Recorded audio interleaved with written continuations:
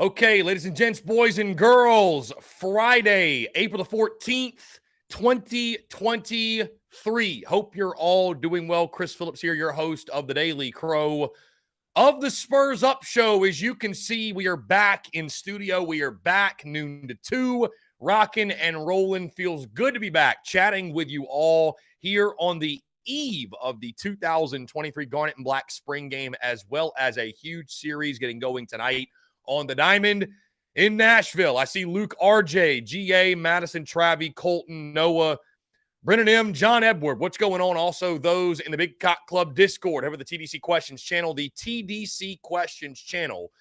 To be sure, your questions are answered there. Already a very, very busy morning as Josiah Thompson, 2024 four-star offensive lineman, commits to the Gamecocks. Shane Beamer coming off the practice field, tweeting out a welcome home.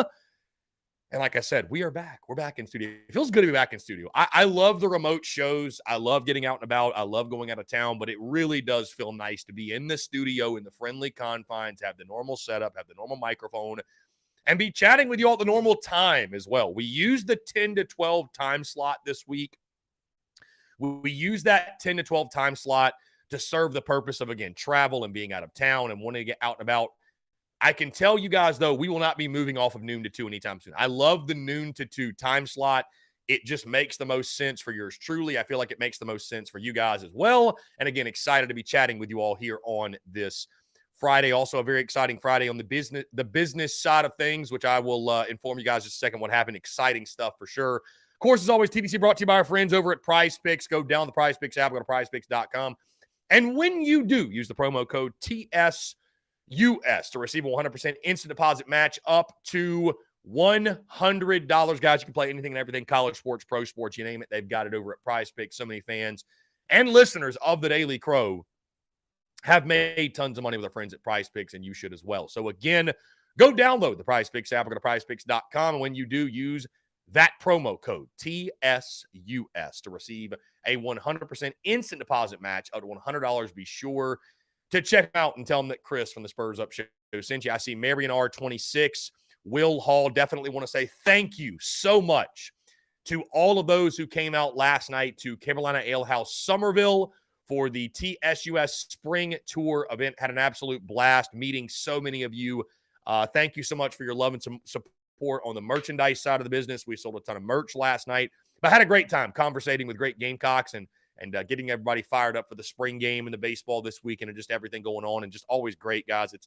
It's such a blessing to be able to do what we do and fellowship and hang out and talk with you guys and meet so many great Gamecocks in person and meet people that show love and support for the show and rock with TSUS, man. I just cannot say I cannot say thank you enough from the bottom of my heart, guys. It means everything. It means everything. And to see the events grow as well and to see new faces and new people come out, it's incredible. I did see some people comment on Instagram. I didn't know you were going to be in Somerville. What happened? Why didn't I know? I'm like, I promoted this thing as much as I possibly could. So just stay tuned to social media. If you all the details, all the events we ever have, they are posted to social media. I promise you guys, I will never throw an event and not promote it. That's just not how I rock. So just make sure you pay attention, you stay tuned. I try to keep you guys informed as much as possible, but those who came out, man, we had a fantastic turnout, a great crowd. Again, want to say thank you to the fine folks at Carolina Ale House Somerville. They were great to us. Also, thank you to my guy, Dave Garrick. Shout out to him. Special shout out for helping me out with the technical side of things, with the speaker and the microphones and all the audio setup. And also Jocelyn Scahill, made by Jocelyn. Jocelyn, who's helped me out with all different types of merchandise. She was there as well, helping out with the merch stand and stuff like that. It was really, really cool. So again, thank y'all so much for the love, the support coming out. Fort Mill next Thursday. Yes, Madison, Fort Mill next Thursday. And then, of course, we'll close out the following Thursday, April the 27th in Myrtle Beach. So I'm expecting a great crowd there as well and looking forward to the next two stops. And again, I could spend this entire 2 hours just telling you how grateful I am, how thankful I am for each and every single one of you. It means the absolute world. Todd Smith, I see you in the chat, man. What's going on? Doug Henry. And I want to shout out Doug Henry as well, because Doug Henry has been commenting. Doug Henry has literally been around, I think, since 2017. I might be incorrect, but it's been like the early days. So thank you, Doug Henry. I mean, it's really cool, man, to see where we're at right now. Coleman Hall says, no Dowell slander on this thread. I don't think anybody, Coleman, can promise anything, right? You know Gamecock fans just as well as I do. I don't think we can promise anything. Sometimes TDC can get a bit off the rails, if you will. Let's see. Madison wanted to let everybody know, starting tonight, I-77 southbound will be closed from the I-26 interchange to Bluff Road starting at 9 p.m. tonight. So just be aware, guys. Be aware of the traffic that you may run into. Bruin Nation, what's up, my man? What's going on? Hey, we had a lot of Lenoris Sellers love last night in the building in Carolina Ale House, Somerville. A lot of Lenoris Sellers love last night. And if you listen to the podcast this morning, Bruin Nation, you heard me talk about Lenoris Sellers, and he's certainly one of the guys I'm most excited to see in the spring game tomorrow night. So again, guys, check out the podcast for sure. It dropped today. I do apologize the pod not coming out yesterday on our normally scheduled Thursday. Just with travel and all the craziness the last couple of days, had to move it back. But a great, and I mean a great podcast, in my humble opinion, dropped this morning. Full breakdown of the baseball weekend at Vandy, as well as Garnet and Black spring game preview. Everything you need to know for tomorrow night's Garnet and Black spring game. Going to be a great weekend in regards to Gamecocks athletics and really sports in general. A lot going on. The RBC Heritage taking place. I'm sure we're all having a better Friday than Rory McIlroy is, since he just got docked $3 million for not playing in the RBC Heritage. So anyways, guys, let me get to the big news. Had a meeting this morning, and this is not the big news I teased a while ago. Let me first address that. I promise you again, I was not pulling you guys' leg. I was not BSing you. Litigation takes a while. This is probably something that's going to go into the summer. So once it comes out, you all will understand what I'm talking about. Let me get to the news that came out this morning, though, or that we've been working on behind the scenes. As you all probably know at this point, our podcast is hosted on the Blue Wire Network, Blue Wire platform, if you will, which has been a game changer, really, no other way to put it. It's been a game changer the last year for business. We jumped on with them last year, last March, if you will. And if you don't understand exactly what it means is just that Blue Wire hosts our podcast and they insert the ads that you hear, which obviously monetizes the podcast and drives money to the podcast and the business, if you will, and just helps increase business and everything that we do. Anyways, had a meeting with Blue Wire this morning, and we are going to continue our partnership. We were renewing our contract for another year. So again, really, really excited to continue with that with Blue Wire. Grateful for you all, for your love, your support, and those that tune to the podcast, that listen to the audio version of the Daily Crow. Without your love and support, guys, without your love and support, none of that would be possible. So again, thank you all so much. Again, it is a game changer for business because again, the podcast is being monetized thanks to that partnership with our friends at Blue Wire. And it's a significant amount of the revenue that the business generates and that it drives in. So again, guys, thank you all so much. I cannot say thank you enough. It's truly incredible because without your love and support, without you guys tuning in, without the engagement, if you will, and the downloads that we receive, I don't think Blue Wire would be as willing or wanting to partner with TSUS and everything that we are doing. And also I want to shout out Blue Wire because they support me. They support my goals, my dreams, everything. We have great open-ended banter and conversation. So again, guys, thank y'all. Again, the big news, we are extending or renewing, if you will, our partnership with Blue Wire. We continue to be a part of the Blue Wire network of podcasts. So thank y'all so much. Also, guys, I will make note of this because I've always been very open and transparent with you all. The way that we are monetized through Blue Wire is changing, right? So it used to be just if you download the podcast, which means if you just listen, it counts the same.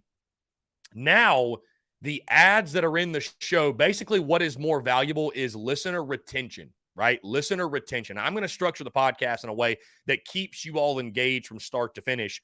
But basically, the longer your listeners are staying engaged to the episode, the better that is for your podcast and in turn for the business. So if you guys could do me a favor, listen from start to finish, you would be helping TSUS massively. And I promise you, I will keep you engaged from start to finish. We may even save some certain segments for the end of the show just to keep you guys locked in on the podcast, if you will. So again, just big news. Grateful for, it's one of those things where, I find myself, I was talking about it this morning with somebody else, that I feel like this trap we fall in life is that we expect things to go well, right? We expect things to go well. So when things do go well, I think that's why a lot of people lack perspective and gratitude, because it's like, well, it was supposed to happen.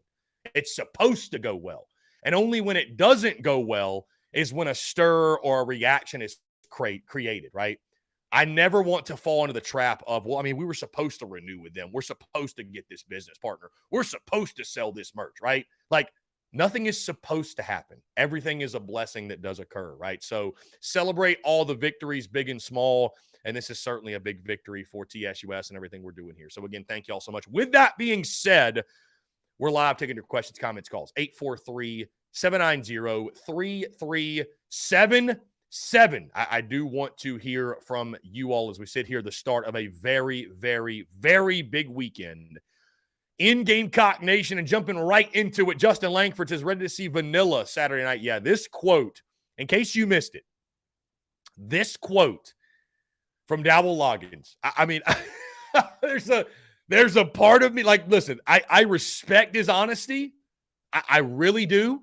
I'm glad he's not a guy that's going to BS us and talk out the side of his neck and just spew nonsense for the sake of it. But this quote, right? We've talked all week, hey, what can you really take from the spring game? It's probably going to be a little bit of a watered down, like, what can you take from Dowell Loggins' offense, or what does his offense look like? It's not going to reflect what it looks like in the fall. But Dowell Loggins says, I'm not going to leave any room for doubt. This is his quote. Quote, it is on TV. It is open. We are not going to do a lot. We are not going to show a lot. It is going to be vanilla ice cream. It is going to be boring. You guys all know that it is going to be boring. I mean, dude doesn't give a damn. He said the spring game is going to be boring. The offense is going to be boring. Just FYI. Oh, by the way, come and pack out the spring game. Have a great time. I mean, again, you have to almost respect it. You do. You just have to respect it. You have to respect it. It's that quote is just, it's a wild quote. That's a wild quote. The fact he's just so willing to say, like, this is going to be a boring ass spring game. I mean, unreal. Anyways, though, still looking forward to a fun spring game. Maybe he's just throwing a smoke screen and they're going to call a bunch of crazy plays. But Coach Ford says, great cover for a guy we don't expect much from. Yeah, I'm sure all those that are really high on Dowell Loggins and people like Coach Ford, his skeptics are just eating up that comment. Like, wow, look at this guy. Anyways, let's see. Yeah, Will Hall, again, great to meet you, Will. Thank you so much for coming out last night. The Josiah Thompson pickup.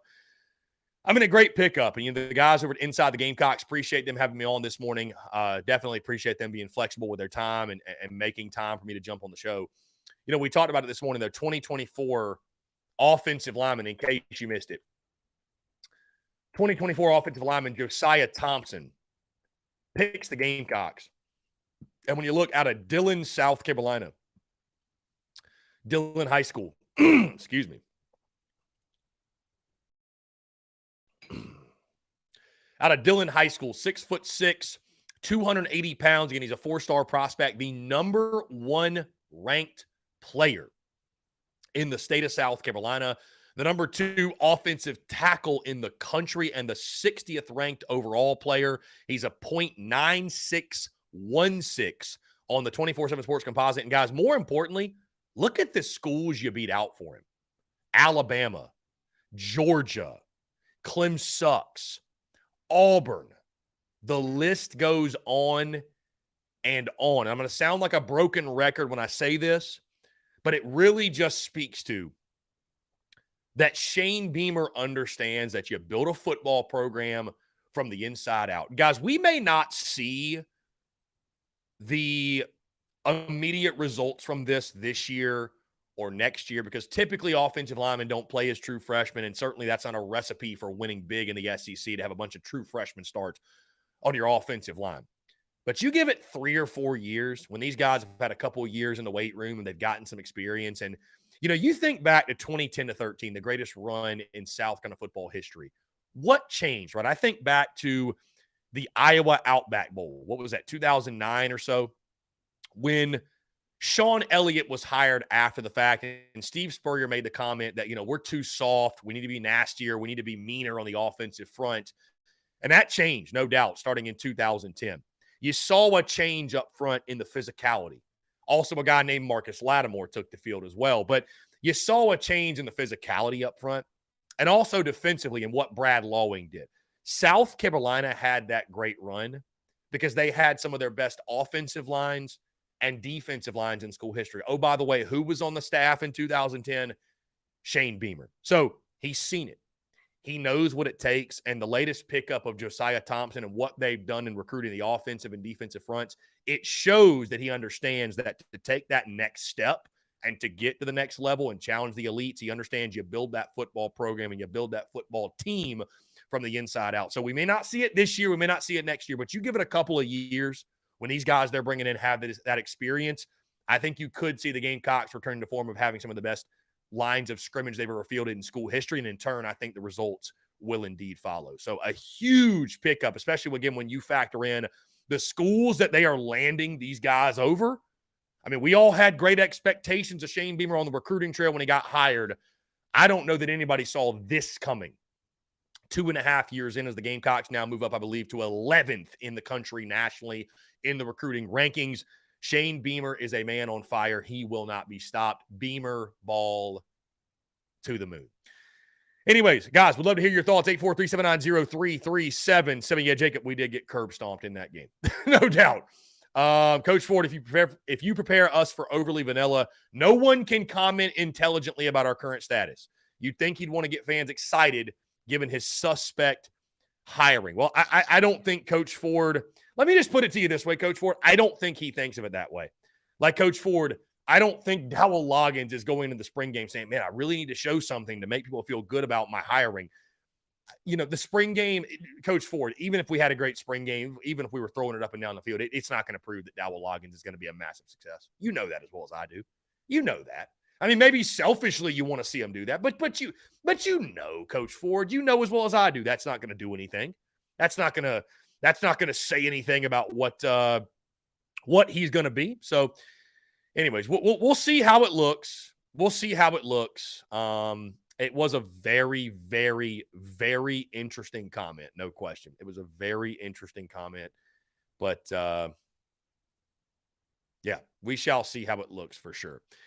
I thought what was really interesting, guys, in case I am reading too much into this. Gamecocks football, right? Gamecock football tweeted out the picture of Spencer Rattler and I believe Lenoris Sellers drafting their teams for the spring game. And now for some reason, I don't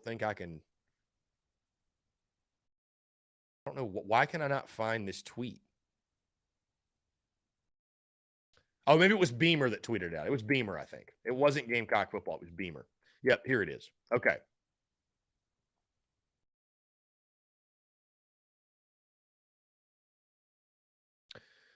Yeah, the Great Wall of Carolina. Cam Pringle, Blake Franks, and Josiah Thompson. Huge, huge. Let's see. Okay, here we go. Draft night in Columbia is what Shamer said. The Garnet and Black game got real interesting tonight. And on one side, you got Spencer Rattler. On the other, Lenoris Sellers. Lenoris Sellers. So, does that mean everybody's looking into it? Is Lenoris Sellers QB2? I don't know if that's what it means, guys. I have no idea. I have no idea. We'll see. We'll see. But I'm excited to watch Lenoris Sellers. You know, when you look at the spring game tomorrow night and players you're most excited to see, and, you know, of course, Dakereon Joyner, I think him at running back is the lead storyline, or certainly one of the lead storylines. Just how does he look in that position? I think tomorrow night we're going to find out, is the Dakereon Joyner at running back thing, is it more of an experiment, or is it a for real, like this dude could actually compete to be RB1 or maybe even RB2? Is he really going to get significant carries at the running back position, or is it kind of more of a gadget thing? I mean, I tend to think it's a realistic option. I tend to think Dakereon Joyner will be a guy that could help you at the running back position, but just seeing him in that role and seeing the offense with him back there, what those wrinkles look like, I think it's something that could be very dynamic, with Rattler and, Dak Joyner to his side. I mean, I certainly think you could pose some problems to a defense. So I know we're really excited to see. And just what types of wrinkles do we see? How does he look carrying the football? How does he look running between the tackles? Is he used primarily on the outside, inside, what have you, a mix of both? Just really, really pumped to see how he fits into that role. Also, LaNorris Sellers. I think LaNorris Sellers will probably be the talk of the spring game. I really do.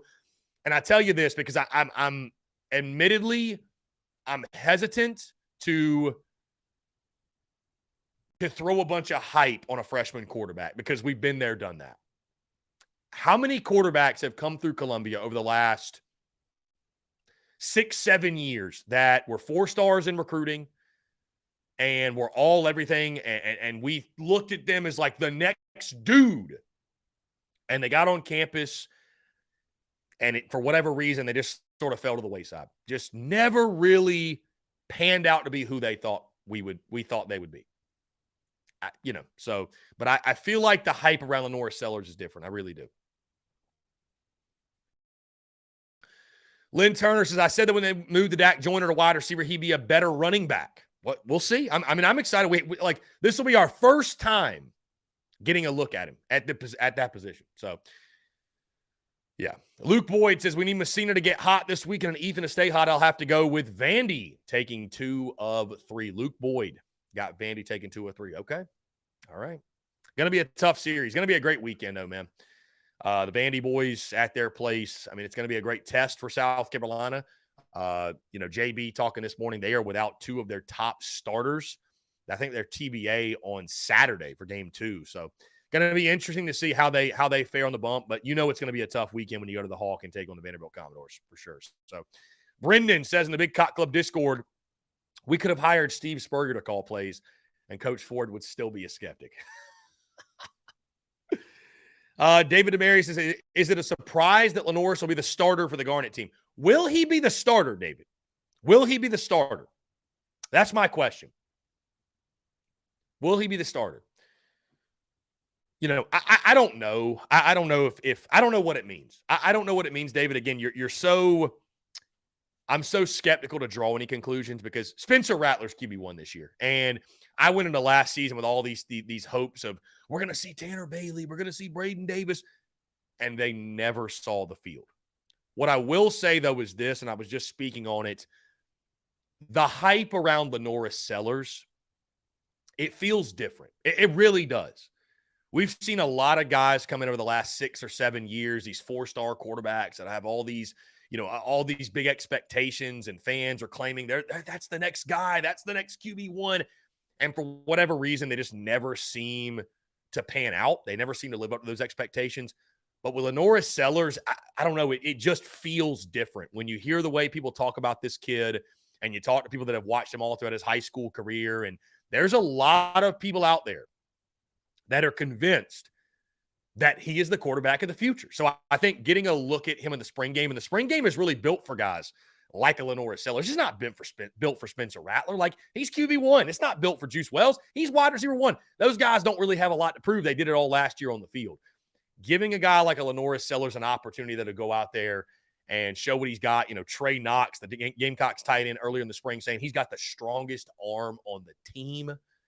We've heard so much about this kid. Getting to watch LaNorris Sellers, and maybe, just maybe, tomorrow night we'll be getting a glimpse at the quarterback of the future in Garnet and Black. So can't wait to see what he's got in store for the Gamecocks. And I think he will be the guy that I think he'll be a guy we're talking about next week. I really do. I think that showing off the skill set, he's got athleticism, he's got size, he's got speed, he's got smarts, he's got arm strength. Don't see why he can't be the next great Gamecocks quarterback. But there's a ton of them, right? There's a ton of them with Tanner Bailey, Braden Davis, Colton Gauthier, right? I tell you what, it's another thing to keep an eye on. Is the transfer portal opens tomorrow for 2 weeks. The transfer portal opens, so I think the Gamecocks will be active, and you got to think, too, it's probably going to hit Carolina. I mean, it's just inevitable, man. It's part of college sports. Richard, what's going on, my friend, a.k.a. Dickhead? What's up, Richard? Appreciate you. Bruin Nation says the size, talent, and the way he can take over a game is different than anything we've had in a long time. I hear JC and others always talk about his legs, but the kid's arm is unbelievable. Yeah, again, Trey Knox, Arkansas, the former Arkansas tight end, now Gamecocks tight end, literally said he's got the strongest arm of the team. So take it for what it's worth. That sounds like a pretty good source to me, though. Sounds like a pretty good source to me. Marion R, I think we have to be excited just because of his size and can run being that big. Well, and he can throw. Yeah, I mean, that's the big thing. And he can throw. So, yeah, there's a lot of reasons to be excited for sure. Guys, wanted to update you on one thing really quickly. We were supposed to have JC Sherbert on today. He will not be jumping on the show, I think, because of travel or something like that. So, hey, all of your questions, comments, calls, guys, you got nothing but me for the next hour and a half or so. Also, guys, want to remind you, tomorrow, we will not be at the spring game. Instead, I'll be back in studio. We are airing a live stream watch-along. Cannot wait to do this. These have been a massive success. In regards to the live stream watch-alongs we've done for the baseball games. And so I definitely think it's going to be huge for the spring game. We will start this thing around right at 7 o'clock when the Gamecocks kick off their spring game. And, it'll just be as simple as you guys can watch me live react, and I'll give you guys my commentary, everything going on. I really do appreciate it. I want to shout out Madison. I want to shout out my guy, Justin. And I think there's been some others as well. But I want to say thank you to all those that have given feedback to the live stream watch-alongs and those who give feedback to everything we do. I really do value the feedback from you guys, from the consumer. And, I've had people give me feedback, like, for example, saying that, hey, giving more commentary in game and kind of describing what's happening on the TV since, we can't stream it, obviously, because of copyright issues and all that good stuff. But what's happening on the TV, what's happening in the game, giving even more opinions, more commentary. So I'm going to try to do that. I will be doing that tomorrow night. But I thank you guys for the feedback. I mean, it really genuinely helps. I'm always trying to sharpen and improve. I don't have the ego of being right or the ego of I'm the best doing it the best, whatever. I'm always looking to improve and always looking to take feedback. So thank you all so much, but really, really excited for the live stream watch along. Excited to be plugged in studio. I'm sure you guys going to the spring game, you'll have an absolute blast, and the tailgating will be big. But going to be a great weekend in Columbia for sure, but looking forward to the live stream watch along and covering the spring game unlike I've ever covered it before, being plugged in the studio on Wi-Fi, and also streaming it during the game. Going to be a lot of fun. Again, guys, 843-790-3377. That's 843-790-3377 here on this Friday. We are rocking and rolling as we go into the weekend. Yeah, Marion says maybe they posted the pic just to get us all talking. I mean, dude, they know. You know what I mean? They know. They know what moves the needle. They know what gets fans going, right? So to post that for sure. But I will say this. He's in that picture because I think he's obviously drafting the team. Like, he's the captain of the Garnet team. I think that says a lot. I think that absolutely says a lot. I just don't think if he hadn't impressed, if he hadn't shined at this point in spring, I don't think he'd be getting that opportunity. So I don't think he'd be getting that opportunity. Madison says Spencer Rattler's only getting better. I liked him last year, and I hope to fall in love this year. And I think you will, Madison. I think he's set up to have a massive year, a great year. I think he's set up to have a great year, no doubt. So, Alex Mitchum, we get to watch Carolina baseball and football in the same weekend. Life is good. Yeah, Alex, how often does this happen, right? Enjoy it. Heck, enjoy it, man. Enjoy it for sure. Yeah, we never do get to do that. So it's going to be a fun weekend, no doubt. Really excited, man. I tell you, you look at the Diamond and the Gamecocks taking on Vandy. How about Gavin Cassis going up against his former team? And a guy that he's been a bit cold of late, but do not be surprised if Gavin Cassis goes off this weekend. In case you guys have been living under a rock, Gavin Cassis, of course, transferred in from Vanderbilt. So he's, I'm sure, got plenty of relationships with his former teammates in Nashville, with Tim Corbin.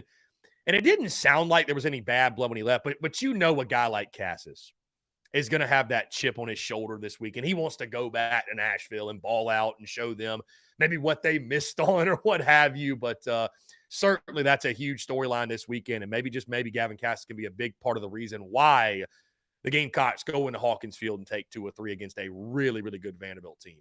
So I'm looking forward to it. Going to be just a great weekend for sports, guys. A great weekend for sports. And again, I just want to say thank you all so much for your love, for your support. And if you guys have any questions in regards to, why we're doing what we're doing business-wise, content-wise, I'd be more than happy to talk with you guys about that, because I've gotten a lot of questions, of course, about the spring game. Are you going to be at the spring game? Why are you not going to be at the spring game? And there are reasons for all of those things, and there are reasons that I think, at least in my mind, make sense, and I think would make sense to you guys, the end consumer, because it's all about driving value to the end consumer. But, for those that want to know, we can talk about it. I'm an open book. I believe in keeping things, I was talking about this with the Blue Wire guys this morning, about being transparent with your audience and being honest with your audience. And I've just told them, listen, I've built my entire business off of that. I've always been very genuine and open and honest with you guys, and you guys have been along the journey with us. You guys knew when I was living in Charlotte. You knew when I moved to New York for 2 months. You knew when I moved to Columbia finally. You knew when we were going through COVID, right? The podcast didn't stop over COVID, did it? It didn't stop over COVID. I mean, you guys knew what was going on, right? So I've always been genuine and honest and open and authentic with you guys, and I really believe that's why we have built the relationship to the level that we have. I think that's why people rock with TSUS so heavily, because they look at me and see he's just a normal dude. He's just a guy. He's just one of us. He's a fan just like we are. And again, I will always continue to operate that way and be open and honest, because I think people can sniff bullshit a mile away, and nobody wants to be bullshitted. Nobody wants to be bullshitted. So that's just my take on it. So anyways, guys, let's see. Shane Beamer tweeting out a welcome home this morning. Not exactly sure who it is, but the momentum continues on the recruiting trail. Guys, let's jump to the phone lines here. Call from Robbie Davis, Zaxby's Hall of Famer. Robbie Davis, what's going on, my friend? How are you? I'm doing pretty good. I'm still kind of stuffed from eating my burger last night. That was a good burger, by the way. Okay, I don't remember what it's called. All I know is it had jalapenos on it and queso cheese. But it was good. I love that, Robbie. It was great to see you last night, my friend. Had an absolute blast. Same here. And also, I'm ready to give you my weekend prediction for the games against Vandy. Are you ready for them? I'm ready. Yes. Okay. A win 5-2 Friday. We lose in a nail biter Saturday 2-1. And then Sunday, Mahoney puts Vanderbilt in their place, and we take care of business on Sunday, 7-2. So Gamecocks taking 2 or 3. Yes, I love that, man. I love that. Yeah, I mean, I've got the same. My friend. I've got the same. Gamecocks taking 2 or 3. And I honestly cannot believe none of these games are on the big channel, because it's 6 versus number 4. Mm-hmm. Like, yeah, well,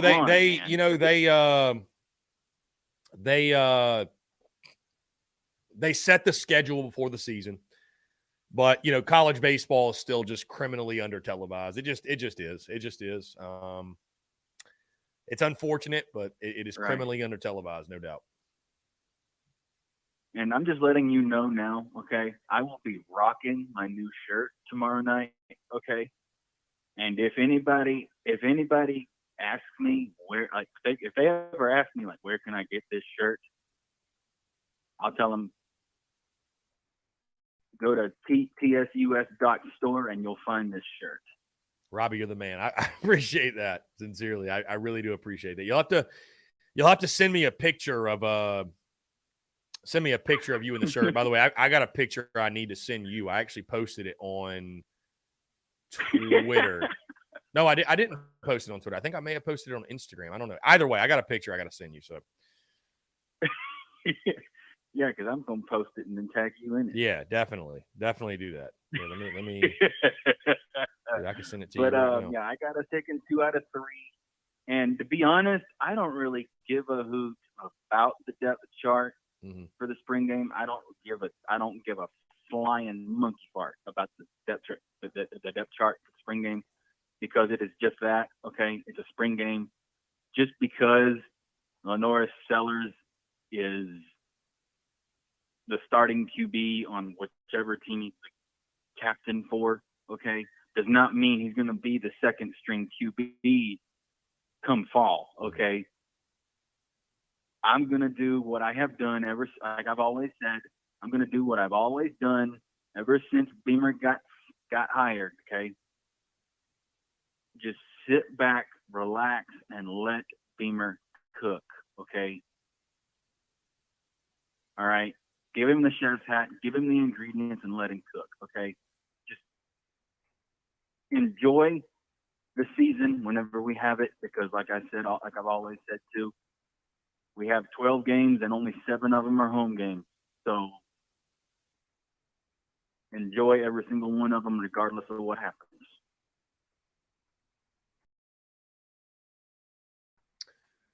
I think that's a great way to operate, Robbie. And again, Shane Beamer's earned the benefit of the doubt for sure.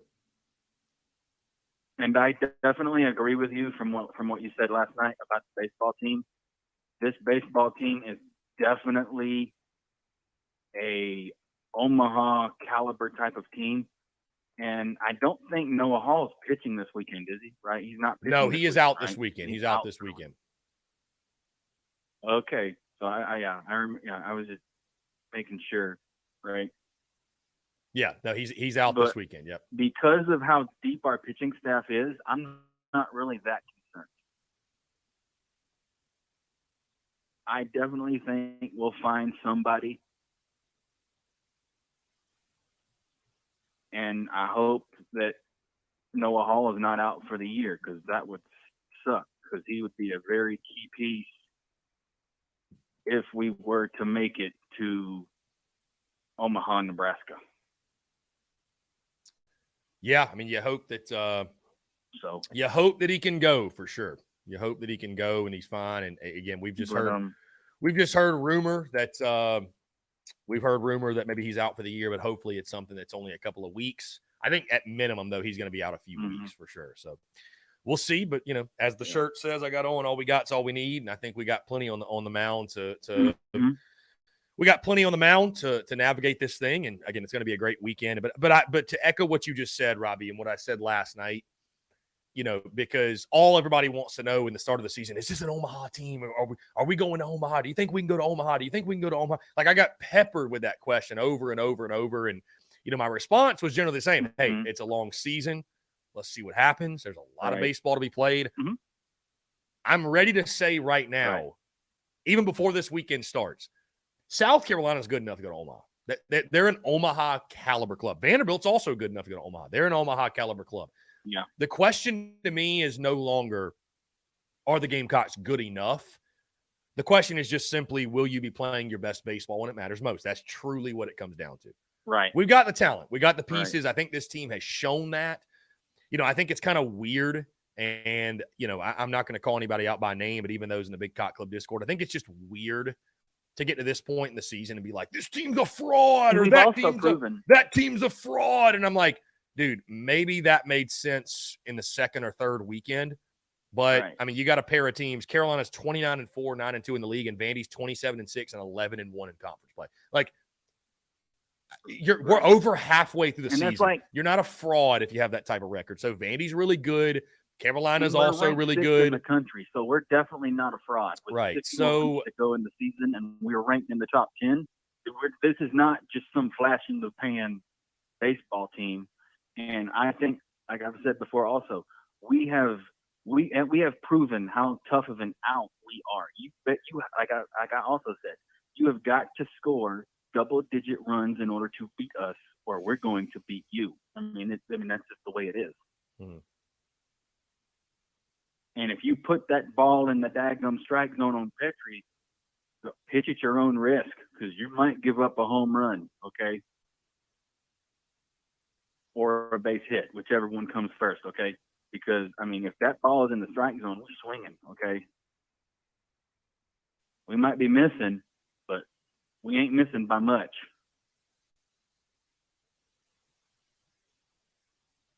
That's a fact. We just got to go into this weekend and just whenever the time is, whenever we get a pitch that we like, swing at the damn thing. I don't care. like I always say, I'd rather you go down swinging than go down looking. Because if you go down looking, you look like an idiot.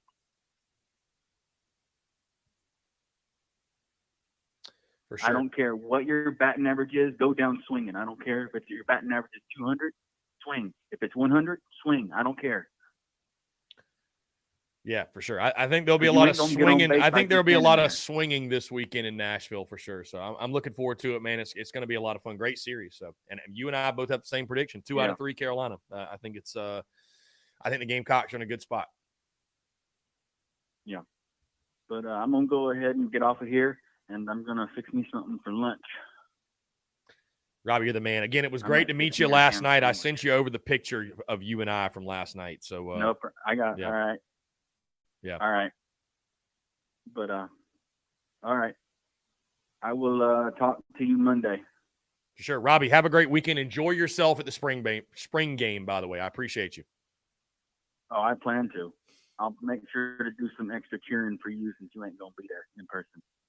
I appreciate that, my friend. I appreciate that. All right.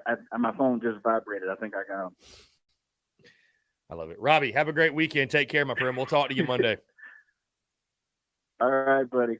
All right, man. Bye-bye. Great stuff. Great stuff from Robbie Davis, as always. Guys, that being said, let's go ahead. We'll go ahead and jump into our first break of the day. On the side, I want to continue to hear from you more of your questions, your comments, your calls, and more here on a Friday. You're tuned in to the Daily Crow.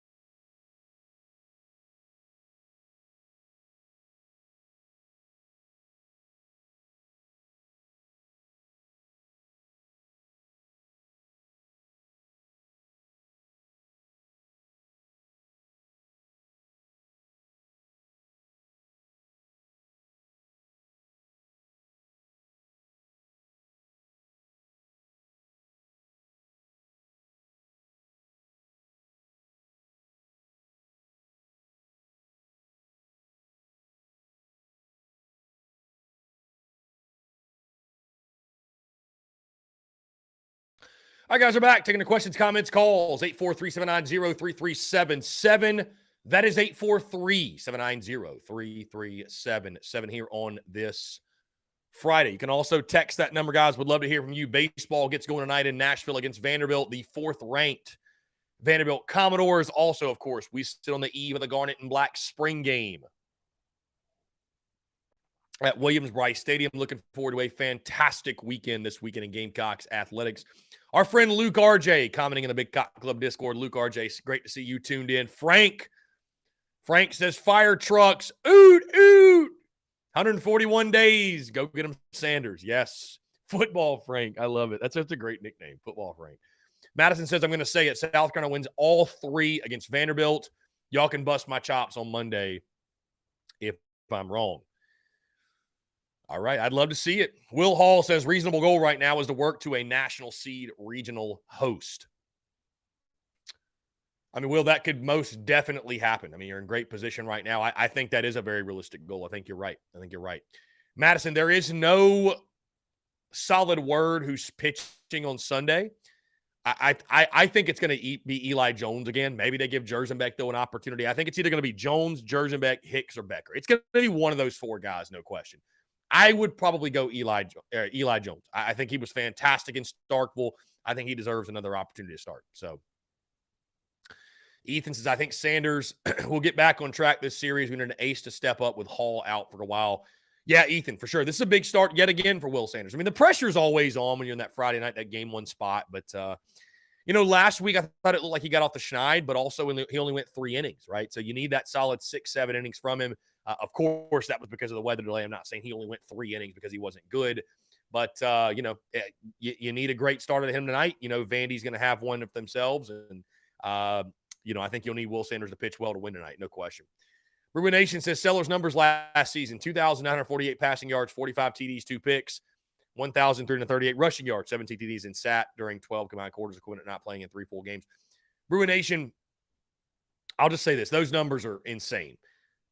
I will say this, though, and I don't mean to be like a Debbie Downer or like rain on your parade, but like high school numbers don't do a lot for me. I just because everybody that goes to an SEC school had great, insane high school numbers. Like, you wouldn't be at an SEC school if you didn't dominate high school. You know what I mean? So, like, DeCarrion Joyner had crazy high school numbers.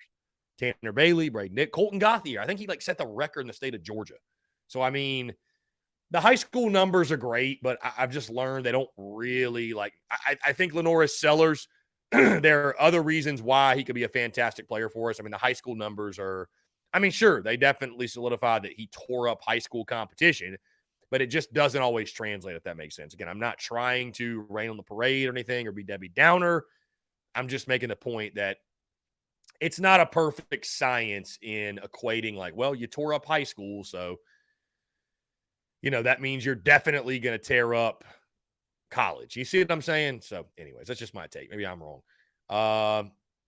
Anyways, guys, 843-790-3377. I'm truly grateful for those who came out to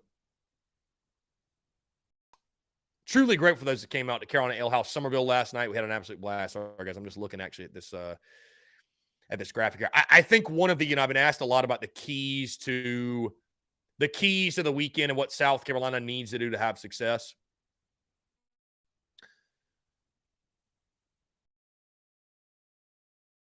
Let's see.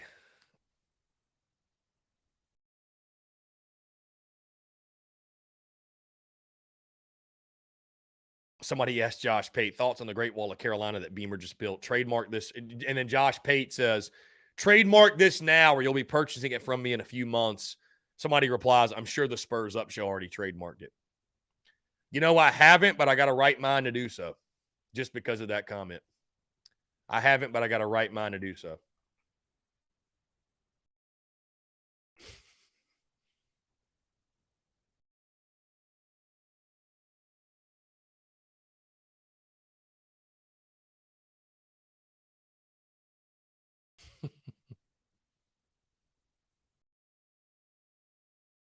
I love it. Anyways, guys, 843-790-3377. But again, the Vanderbilt series, and you talk keys of that series, and when it comes down to keys of the weekend, guys. It's like I said to Robbie Davis, and it's like I said inside the Gamecocks this morning, that pitch well, play great defense, and timely hitting, right? The fundamentals, the fundamentals against a team like Vanderbilt is key. But if there's one thing that I'm looking at, controlling the running game, and I'm not just talking about Cole Messina behind the plate, the Gamecocks pitchers, the pressure will be on them, because you look at Vandy, in their offensive attack. Excuse me, guys. I got a freaking frog in my throat. But controlling the running game, Vandy, 54 of 67 in stolen bases overall this season, 22 of 25 in the SEC. And Enrique Bradfield Jr., I'm sure you've heard the name. He leads the way for Vandy, 25 of 29 in stolen bases last year, guys. He went a perfect 46 for 46. This dude is lethal on the base pass. And the Gamecocks obviously have struggled to throw out base runners this season. Has it been all on Cole Messina? Has it been on the Gamecocks pitchers? I think it's been on a mix of both. They will have to be at their best this weekend, because the last thing you want is a guy like Bradfield gets on it. It goes from a single to an automatic double or triple because he's able to swipe second and third. So controlling the running game, that's one of those little things I think the Gamecocks need to do well this weekend to take 2 of 3 at minimum this weekend at Hawkins Field in Nashville. So control the running game. Big key to the weekend for South Carolina. Let's see.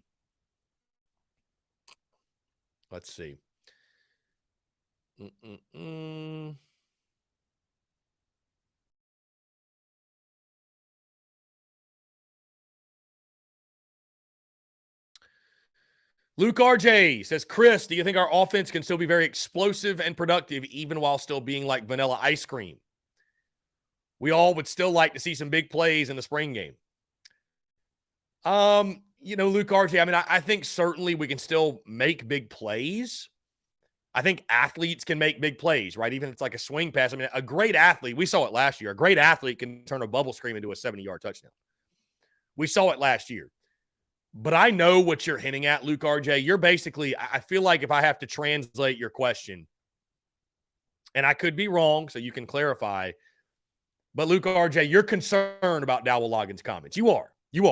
I know you are, because you commented in the Discord. You're concerned that it's going to be boring. You're concerned like that's not what you want. And I get that. I don't want that either. I don't want the spring game to be boring. I don't want it to be like watching paint dry.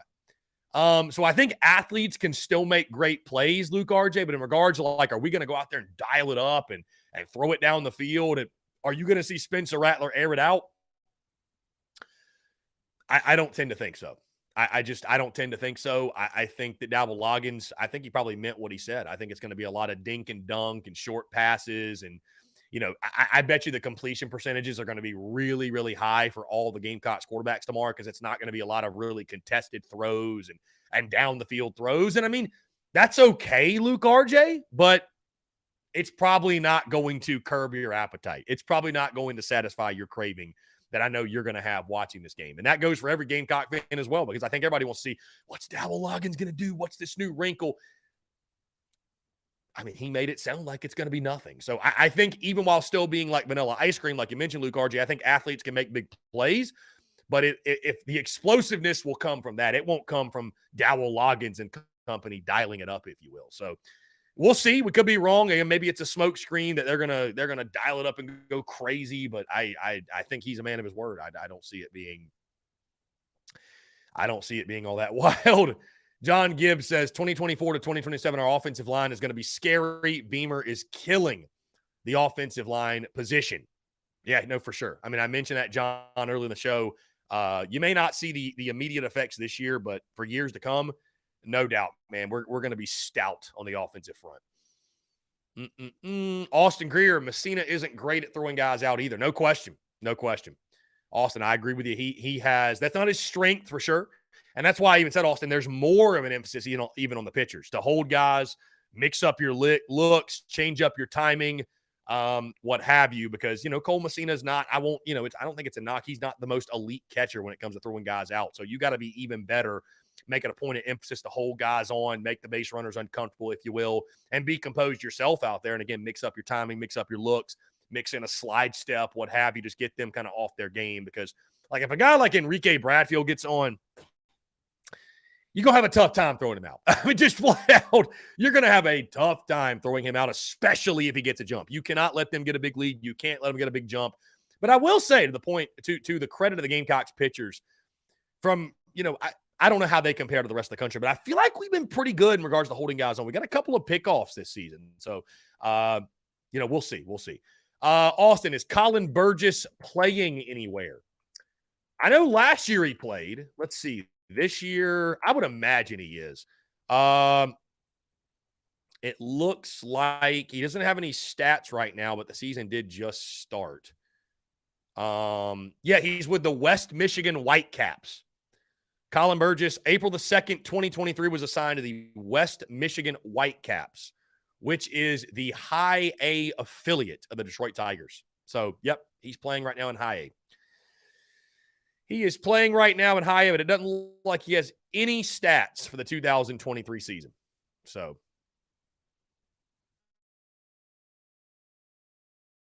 anyways, yep.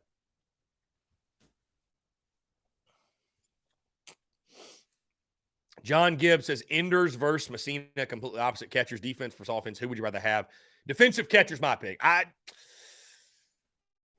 don't know, man. It's hard to go against John. It's hard to go against Kyle Enders, who was the catcher on the College World Series championship team. But, I think it really does depend on, what helps your ball club more, defensively, offensively. I feel like it's just such, John, an offensive-driven game. You'd rather have the big stick in your lineup. So I'd probably go with Cole Messina at this point, but I certainly don't want to throw any shade on Kyle Enders and, his greatness, right? He was a fantastic player for the Gamecocks. Fantastic player for the Gamecocks. So I certainly don't want to throw any shade, if you will, on that. So.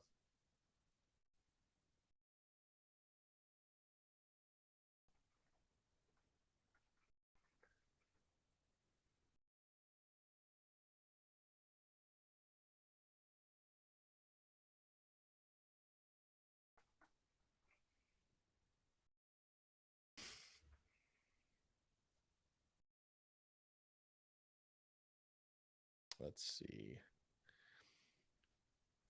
Anyways, guys, 843-790-3377 as we enter our number 2. We enter hour number 2. I appreciate you all. Thank you all so much for the love and support. Let's look at the SEC weekend. I know there's a lot of big baseball. Guys, it feels great to be back in studio, by the way. It feels great to be back in studio. I love getting out and about on the road. I do say I want to apologize for I tell you, it's wild, right? When you go on the road and you get out of the studio and you don't have the same lighting that you normally have. You don't have the ring light and all that good stuff. Like, it's wild to see the difference that truly makes, because right now you're seeing me pretty clearly. And I know that the video quality in Hilton Head was kind of trash. Like, I don't know, that whole background, that setup I had, it was really cool for me. It was not great for video, though. I don't know what the deal was. So I appreciate you guys, again, rolling with the punches, being flexible. I just can't say thank you enough. I know sometimes it maybe gets annoying because we're getting out of the normal routine, but, I like to get out of town and get out of the studio and shock the senses a bit. But it really does remind me how much I love our routine. I love being in the studio, being in, surrounded by everything. Just the vibe in here is incredible. So, again, guys, I appreciate you all. Appreciate you all rocking with us, whether it's out of town, in the studio, not in the studio, what have you. So.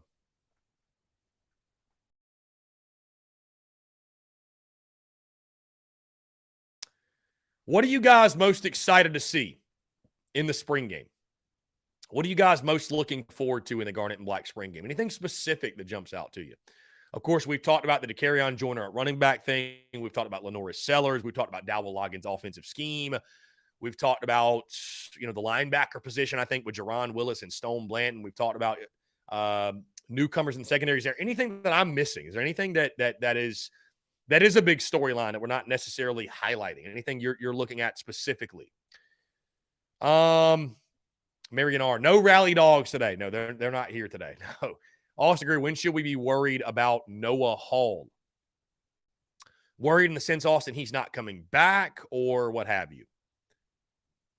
Yeah, very great point. Great point, Austin. Mario Anderson, the running back from Newberry, definitely a big storyline in the game tomorrow. I think just looking at him, getting a look at him, just up against SEC competition, I think that'll be really good to see. And we've heard a lot about him. We've heard a lot about him, but, just haven't seen anything yet. So it'll be our first opportunity. And like I said, I really feel like that's what the spring game, that's the purpose that it serves. That's the purpose that it serves, is these new guys, your newcomers, your transfer portal guys, your freshmen, getting them on a Williams-Brice Stadium under the lights for the first time. Travis says, I'm looking forward to that vanilla ice cream.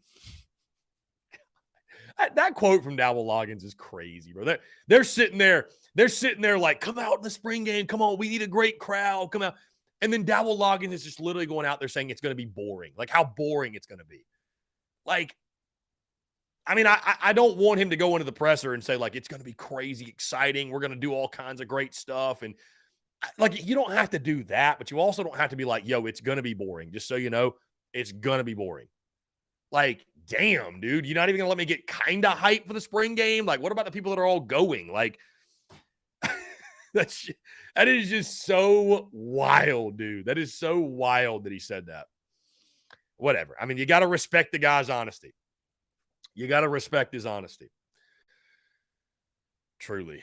Anyways, what a time. What a guy Dowell Loggins is. What a guy Dowell Loggins is.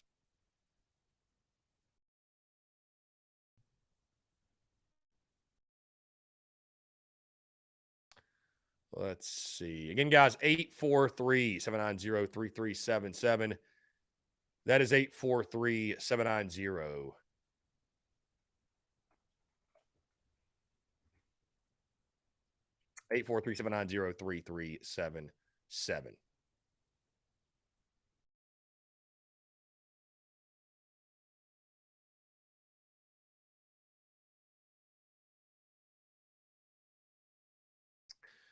Let's see.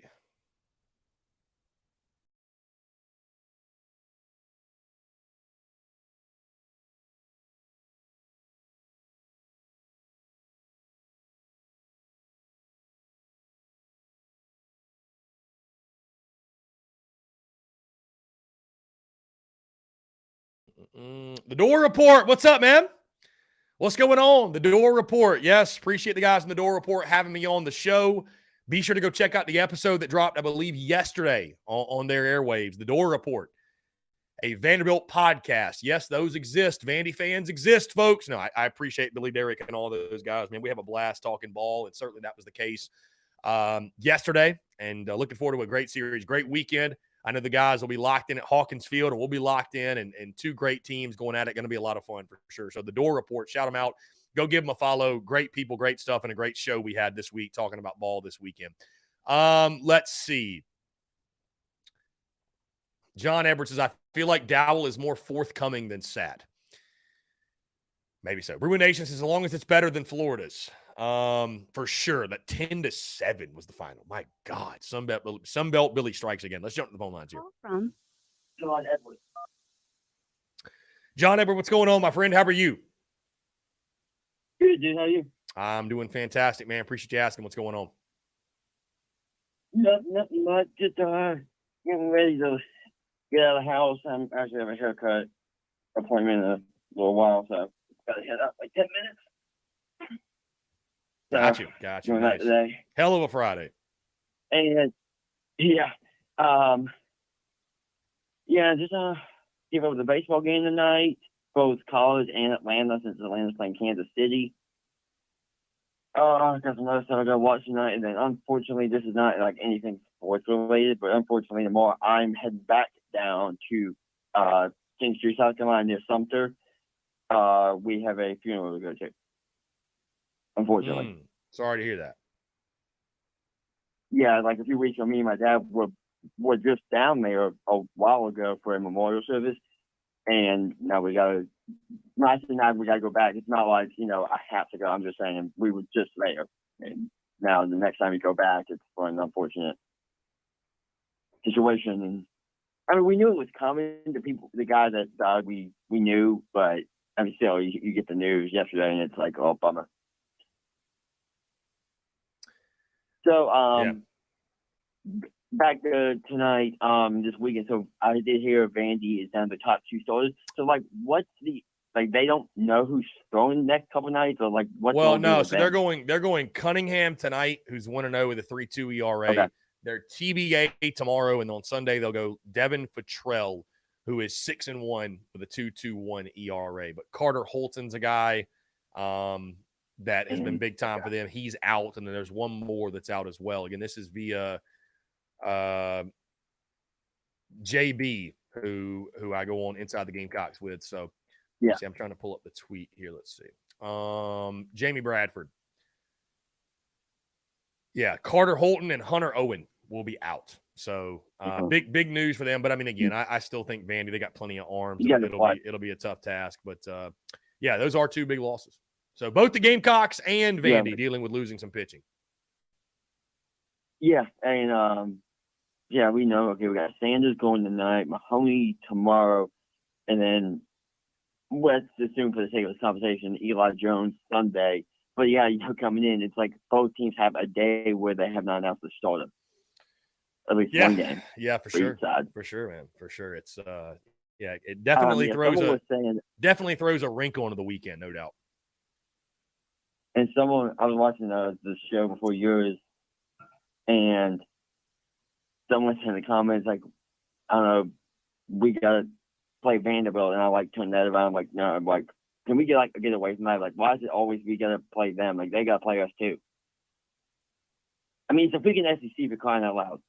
I mean, nothing is like an easy weekend. Just because it's baseball. Mm-hmm. I'm like, whenever I hear somebody say, "Oh, we gotta play this team," I'm like, well, they gotta play us too.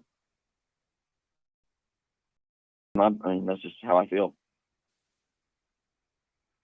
And I'm like, the Loggins quote you've been talking about, I kind of like that he would come out and say that. Like, obviously, I probably wasn't going to go tomorrow anyway, but I really can't go. I wasn't probably going to go tomorrow anyway. But I'd rather him come out and, just my personal opinion, him come out and say it's going to be like vanilla and like you said, boring spring game. Like, I hate to say this, but I'm going to say it anyway. I'm not sure Satterfield would have said something like that for a spring game. Right. So I kind of appreciate that Dow would come. They came out and said, "Yeah, it's gonna be boring." I'm like, "Yeah, thanks." I'm not gonna be there, but thanks. Let Loggins cook. Exactly. I know it wasn't like I don't want to get into it, but it's like what? No, it's just funny, like the Loggins comment. Let Loggins cook. That's my thoughts on it. That's just like. Oh yeah, okay. Yeah, I never heard of him before we hired him, but I'm kind of person that's like, why judge him before I even know what it's gonna look like? Like, I don't know. Some people just like to be freaking negative, but I'd like to give the guy a chance before I judge him negatively. Like, if it doesn't work, I'll judge him. But right now, like, why would I judge him personally before even the season starts? That's just me.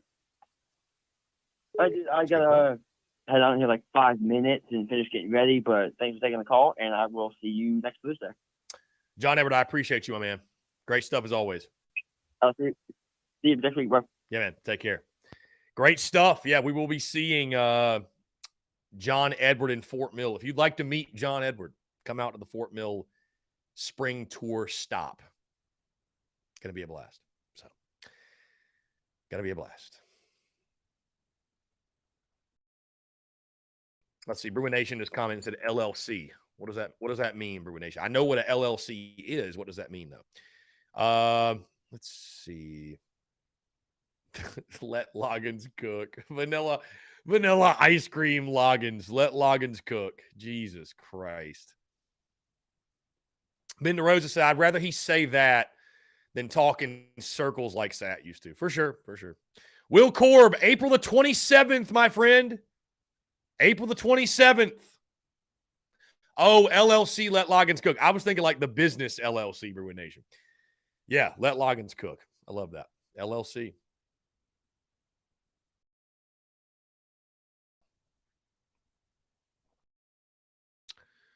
Let's see. Grayson Day says, thoughts on DK this season? The Kerryon Joyner, I'm assuming you're talking. I mean, I hope he gets the football. I hope that he's utilized as a playmaker.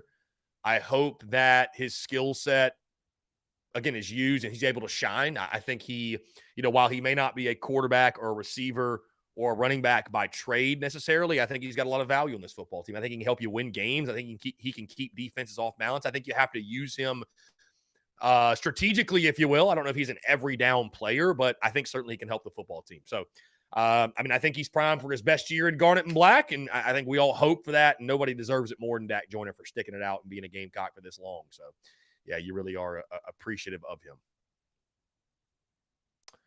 Anyways, guys, would love to continue to hear from you. 843-790-3377. A big SEC weekend. A big SEC weekend for sure. Let's look at the baseball schedule one more time. I know we mentioned this, I think, Wednesday. This is what the schedule looks like tonight. All these games are being played at 7 o'clock. Carolina, Vandy, Mizzou, A&M, Ole Miss, Mississippi State, Georgia, Florida, Auburn, Alabama. At 7:30, you got Kentucky, LSU, and then 8 o'clock, Tennessee and Arkansas. That's the game on the SEC Network, 5 versus 16. And I think that's probably the big reason that one's on TV.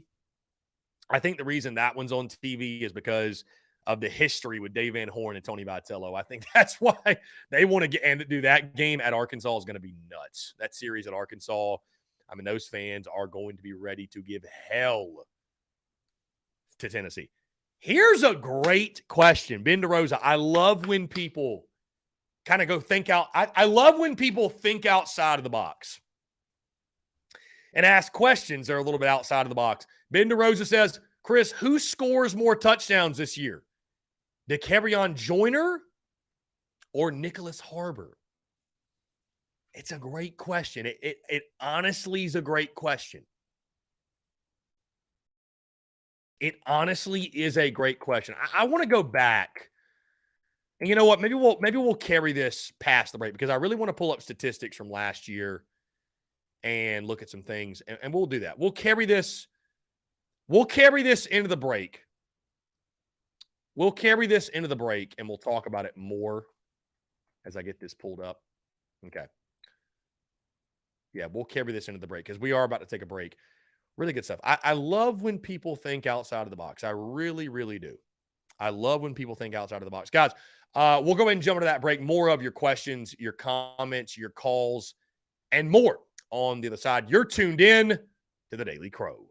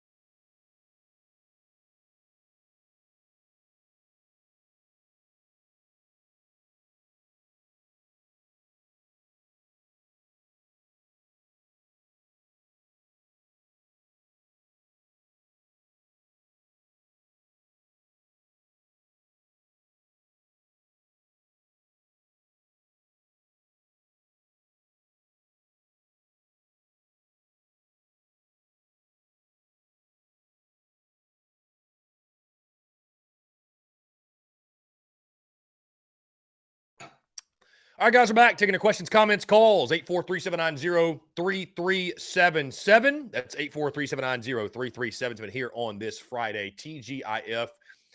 Thank you all so much, and I hope you're having a fantastic start to your weekend. So, the question was posed by our friend Ben DeRosa. Who will have more touchdowns this season? Dakereon Joyner or Nyckoles Harbor? And it's a fascinating question. I mean, it really is. It's a fascinating question.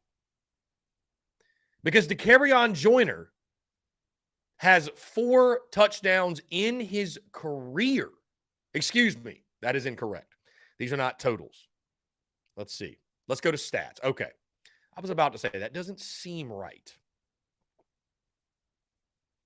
That doesn't seem right. I'm on ESPN's site here. Let's see. Let's look at touchdowns, receiving, rushing, and passing. Okay. So Dakereon Joyner, 3 career receiving touchdowns, 4 career rushing touchdowns, so that's 7, and 2 career passing touchdowns. That's 9. So 9 total touchdowns in his career. A season ago, he had 1, 3, 4 touchdowns total between passing, rushing, and receiving. He had 4 touchdowns. I would ask this question too. Over under 4 touchdowns for Dakereon Joyner this year. And will Nyckoles Harbor eclipse that number? You know, it's really tough to say, guys. I think Nyckoles Harbor ends up having more touchdowns. I really do. I think Nick Harbor is going to be an absolute specimen. I think he's going to be a freak. I was talking about this last night. I could see Nyckoles Harbor having a $150 and 3 tutties against Furman in week 2. Like, I could see that type of performance happening. I really could. So I think they're going to utilize him early and often. I mean, that's the crazy thing is we're not even factoring him in right now. We're not even really talking about it, what Nyckoles Harbor can do. I mean, this might be a guy that takes the SEC by storm. You know what I mean? Like, we don't know. We don't know. And we won't really know and get a look at him until the fall. So I could see Nyckoles Harbor being a very, very, very big part of this offense this season for sure. So going to be a lot of fun, no doubt. Going to be a lot of fun.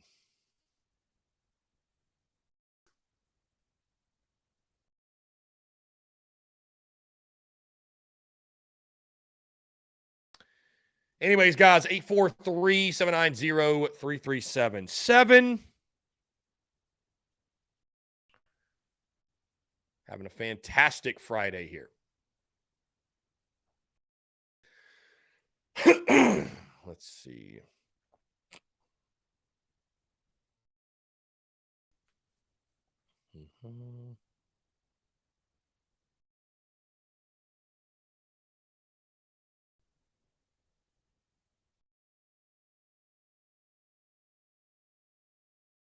In case you missed it, huge pickup this morning. Just Josiah Thompson picking the Gamecocks. Josiah Thompson picks Carolina.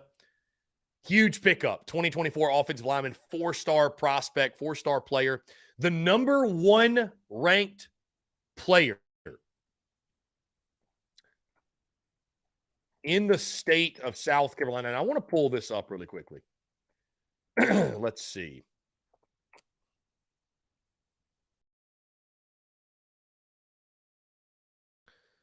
Let's see. How do you look?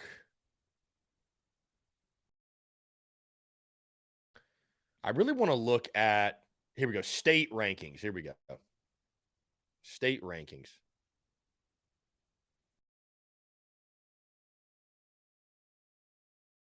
I mean, it's crazy. Like, you look at the rankings for the 2024 class. Number 1, 2, and 4. Number 1, 2, 4, and 7 are all Gamecocks. With number 3, Kelvin Hunter, the receiver from Florence, South Carolina, West Florence High School. They've got him 100% crystal ball to the Gamecocks. That's how you flip a rivalry. Like, straight up. That right there is how you flip the rivalry on the recruiting side of things. I mean, there's just no question. That's just no question. Big time. Big time what they're doing on the recruiting trail. Big time. Yep. Jacob E. says, definitely looking forward to the spring game, especially quarterback play. Typically lets you know who is for real. Well, Jacob E., I think Dowell Loggins would disagree with you, my friend, because he says he's not using it to evaluate quarterbacks. I mean, Dowell Loggins said some, and I'm not even trying to pile on the guy. He said some very interesting things. He said some very, very interesting things in that press conference. Here we go. In case you missed it. In case you missed it, okay?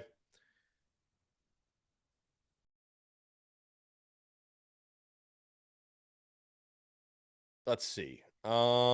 He says, the spring game to me is not an evaluation. The final evaluation will be tomorrow at practice just because of the way we're going to organize the spring game. We need to put one more good day in. To me, excuse me, guys, the next biggest day for us is getting the tape corrected from today and seeing where we are at and having the next practice opposed to the spring game. Okay. Let's see.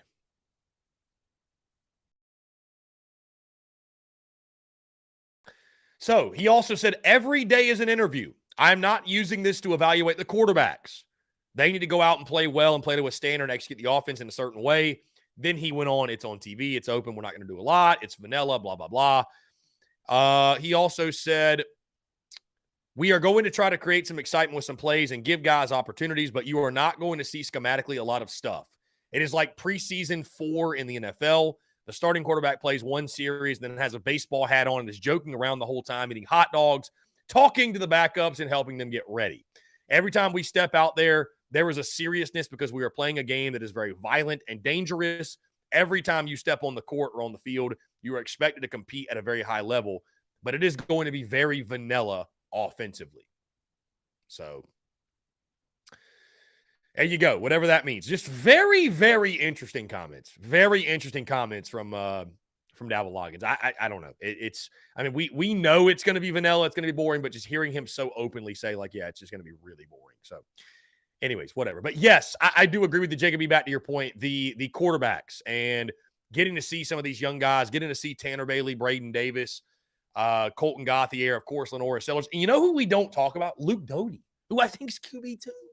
I'm pretty sure Luke Doty's still QB2 unless has been stated otherwise. I really don't know. So it's funny. It feels like Luke Doty's kind of the forgotten guy because of all the, all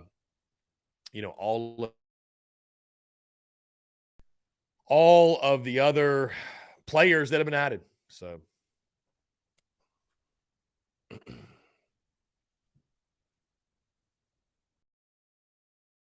anyways.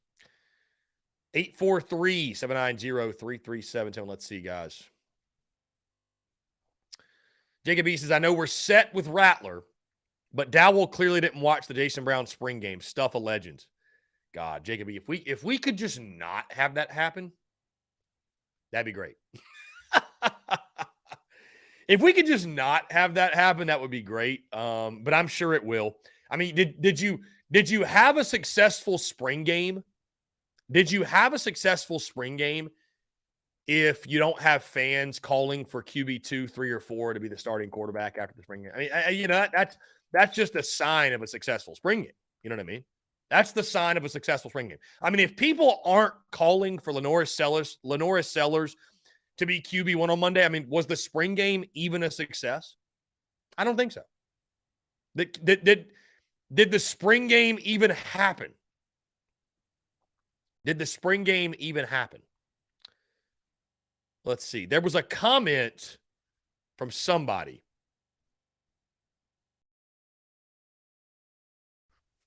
Okay. I think he clarified what he meant because somebody commented and said, they said, I know Rattler's the QB1, but hard to say Doty doesn't deserve it. And I was like, huh? Do what? And he actually clarified what he meant in regards to if Rattler can't go. But, yeah, I think the quarterback room is really interesting. I do think, guys, I know I've been saying this for forever, but I tend to think that when the portal opens tomorrow, I think you're going to see somebody hit the portal. So somebody's going to hit the portal. Somebody's going to hit the portal.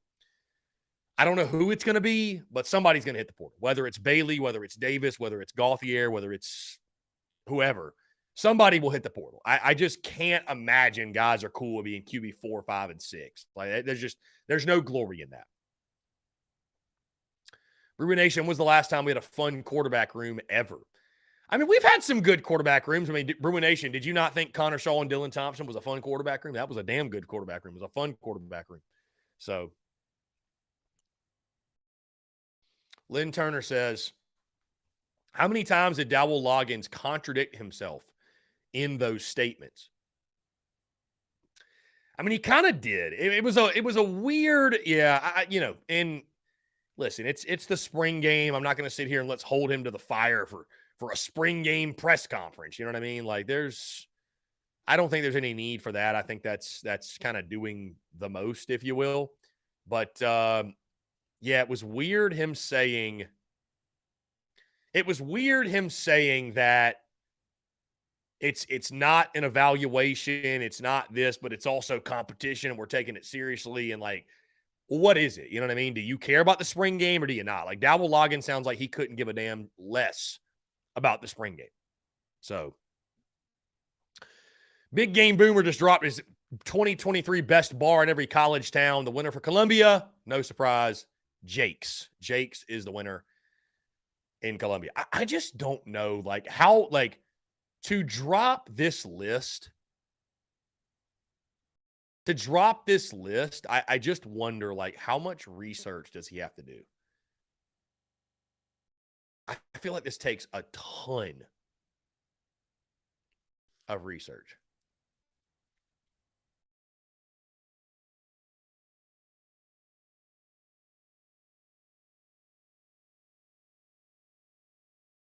Anyways, when are you going to talk to Garcia again? I have no idea. I haven't talked to Steven Garcia in quite a while. And I mean, I'm sure he's doing well. Obviously, he's got the little one that he's taking care of. And, that was a great thing we had with Steven Garcia during the football season. But, I don't know. Maybe we'll bring back Garcia during the football season. Maybe we'll go with somebody else. I'd be down to talk to Steven whenever. I just know he's been busy. I've been busy. And that's why we haven't chatted with him. So,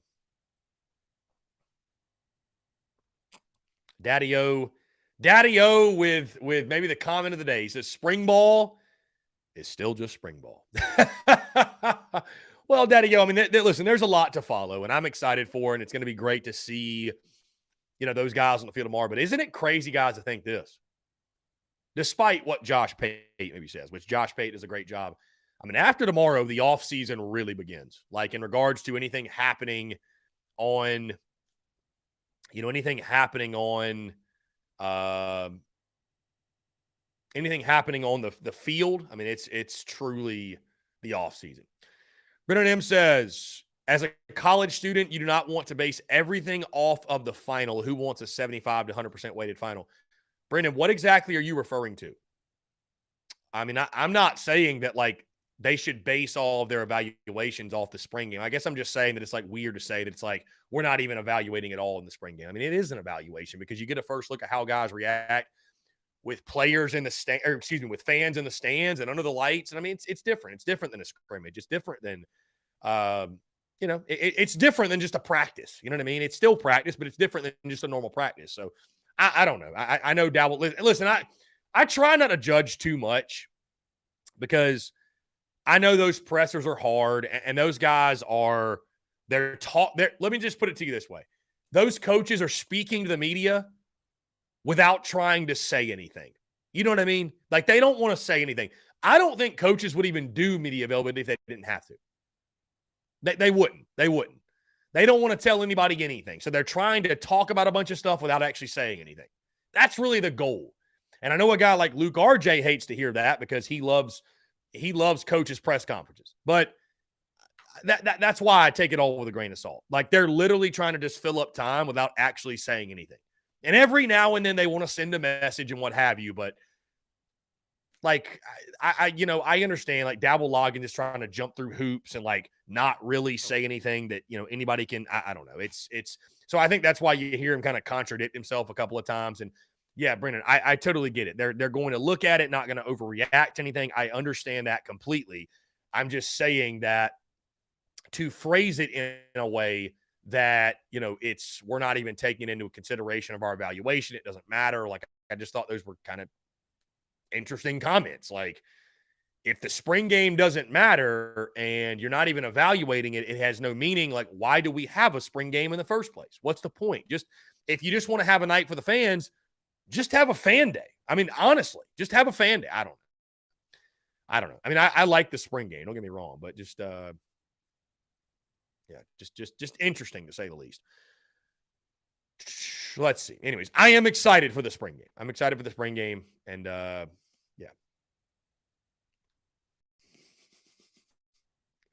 Luke RJ says, Chris, here we go. We're diving in the weeds now.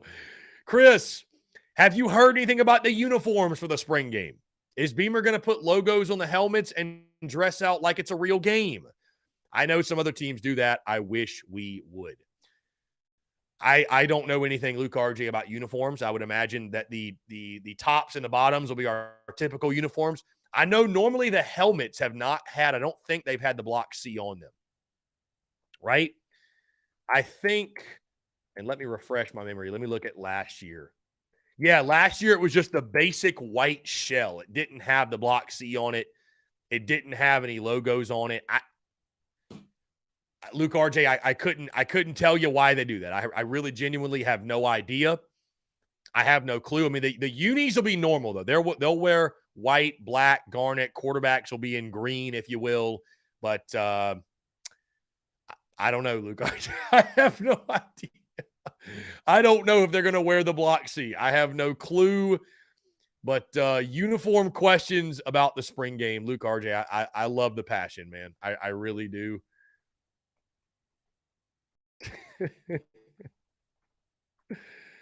Got to get them unis right, my guy. Todd says, I just hope our spring game doesn't look like the Florida Gators. Yeah, 10-7 was the final. 10-7. 10-7. Georgia's quarterback room, yeah, it's Beck, Vandegrift, and Stockton in that quarterback room. Graham says, it sounds like he's saying he expects everybody to go hard, but as a coach, he isn't going to use it to evaluate considering he sees these guys every day. I mean, that's totally fine, Graham. That's totally fine, and they're going to be limiting what they do, obviously, right? He's already said that, vanilla ice cream. But, yeah, I don't know. It was just interesting comments. Again, I don't put a lot of stock in it. I'm not going to sit here and say, God, Dabble Loggins is a doofus because he this, that, whatever about his spring game comments, whatever. Let's see, the arch rival, their spring game. When is their spring game? Let's see. Clem Sucks' his spring game. 1 o'clock.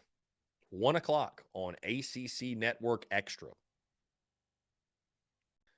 I know a lot of their fans are really excited because of Garrett Riley and a first look at their offense. I wonder if their offense will be vanilla ice cream. You wonder. I don't know. Darren Whitaker says, what is Shane Beamer going to wear?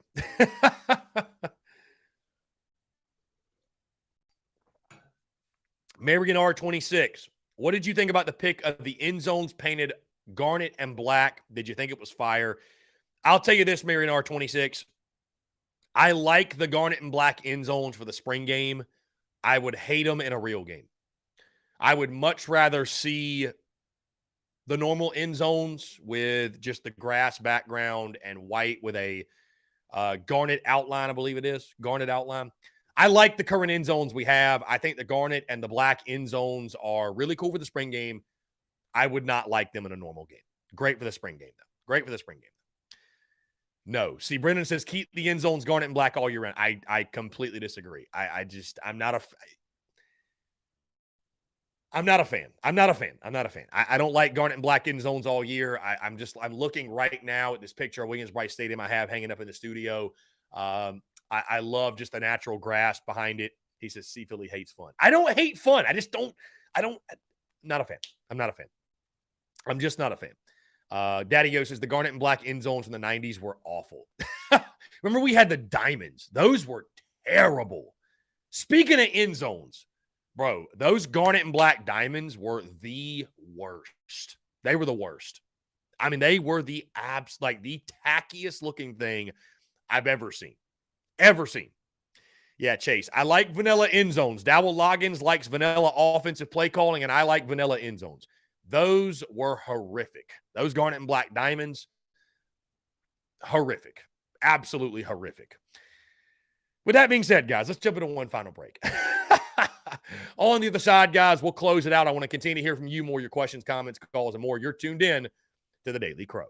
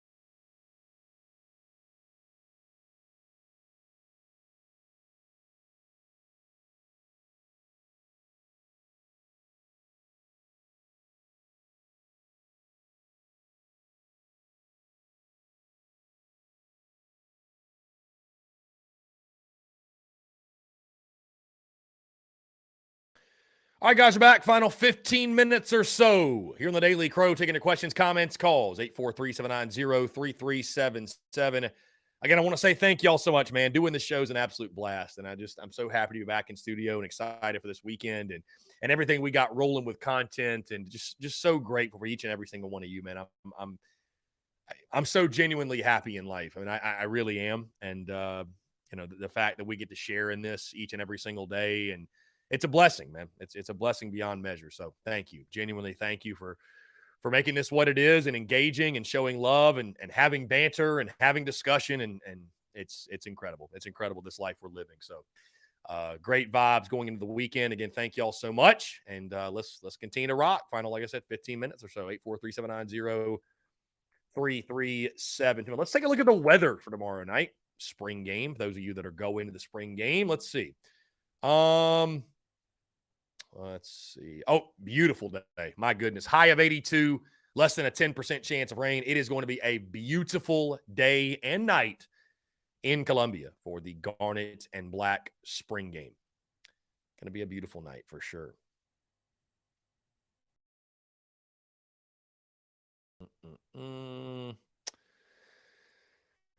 Let's see. Somebody asked, saw the list of the top 10 Gamecocks in the 2023 season. Do you have a reason that Harbor wasn't in there? Is it just that there is better players? Yeah, to be honest with you, man, admittedly, I didn't factor Nicholas Harbor in just because he's not on campus yet. I know that doesn't make any sense because he's going to be on campus. So maybe that was a little bit of oversight by me. Maybe that was a little bit of an oversight. But I'll be honest, putting Nicholas Harbor, putting a true freshman in the top 10 players, a guy that hasn't even done anything yet, it feels a little aggressive, although you could certainly make a case for it. So that might have been a little bit of an oversight by yours truly. Might have been a little bit of an oversight, but I mean, certainly I think he's got the potential. He's got the potential to be one of our top players this season, no doubt. So anyways, guys, let's get back to the questions. I think our guy Luke RJ said he's got one in the chamber. He's about to fire off. Again, like I mentioned, diamond end zones from the 90s. Good God. Good God. Just not a fan. Maybe I do hate fun because I'm not a fan. Not a fan at all. Guys, I've dropped my top 5 players to watch for in tomorrow night's Garnet and Black spring game. Here are my top 5 that I'll be keeping an eye on. The Carry-On Joyner, Trey Knox, Jaron Willis, Lenoris Sellers, and Grayson Pup Howard. Those are the 5 guys I'm most intrigued to see.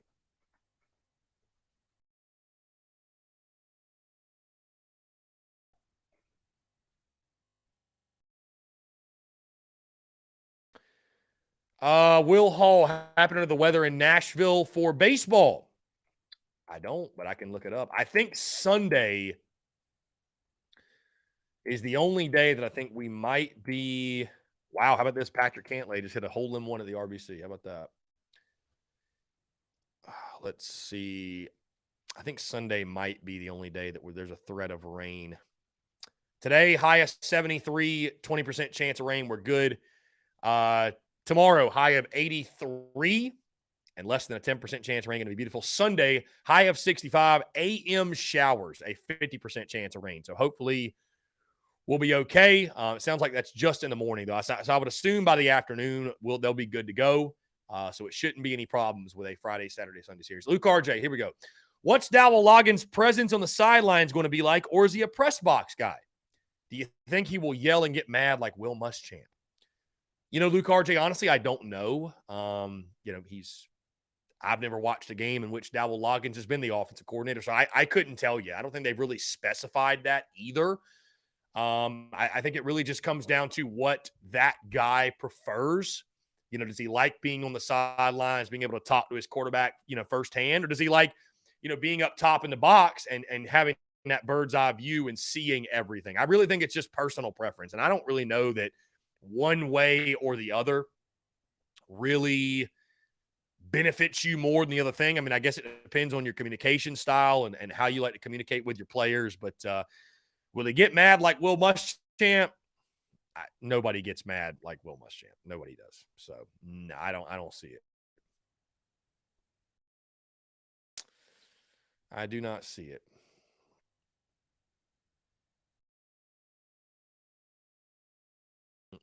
Let's see.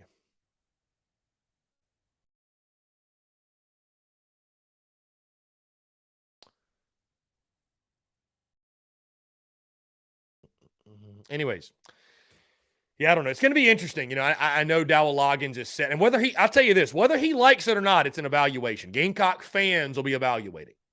You know, whether Dowell Loggins says it's going to be vanilla ice cream, bring your spoons to Willie B tomorrow night because it's going to be nothing but vanilla ice cream.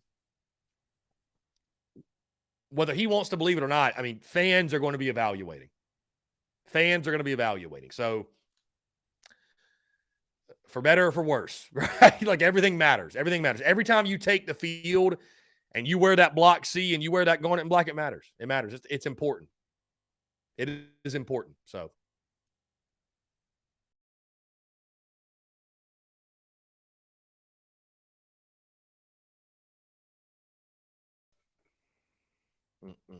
But yeah, guys, really excited for the spring game tomorrow night. Going to be a lot of fun. Looking forward to.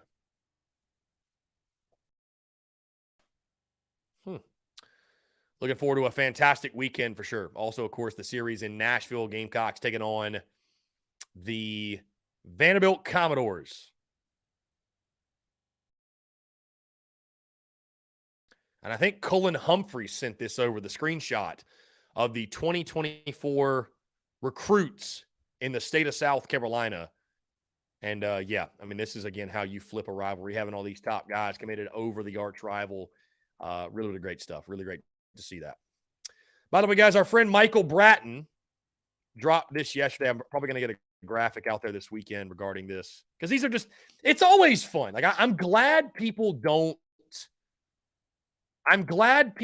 complain about the gambling content. Like, for the most part, I don't think people do. But national title odds are out via Caesar Sports. Georgia, it's at plus 250. Surprise, surprise. Bama at 5-1. LSU 14-1. Tennessee at 22-1. A&M, Ole Miss are both at 50-1. Auburn is at 60-1. Then Arkansas, South Carolina, and Kentucky are all at 100-1. Florida at 150-1, as well as Mississippi State 150-1.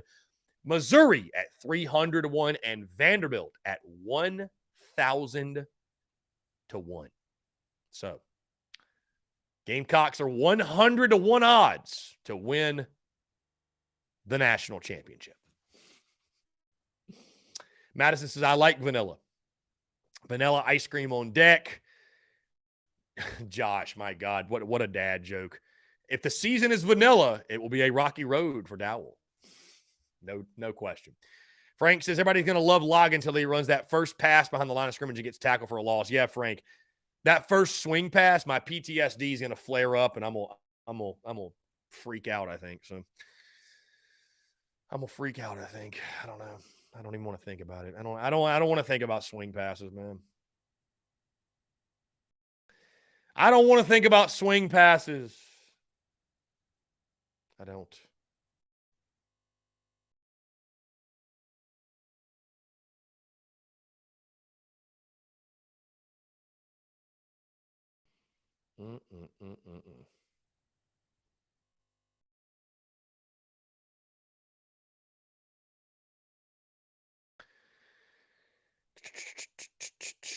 Anyways, guys, let's jump to the phone lines here. Call from Savage Miller.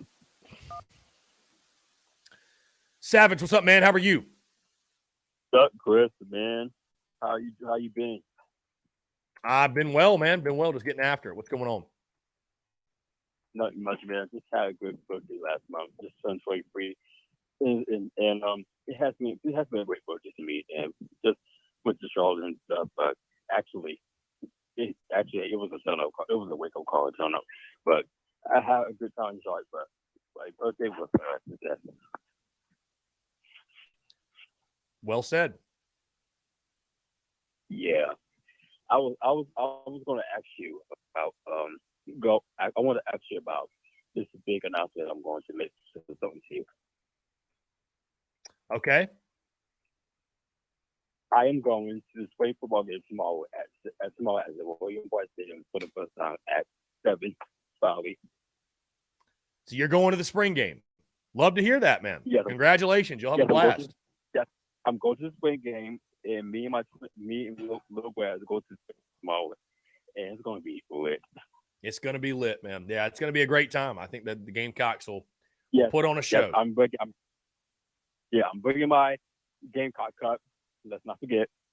And to cruise, I might just take a break from not watching baseball season.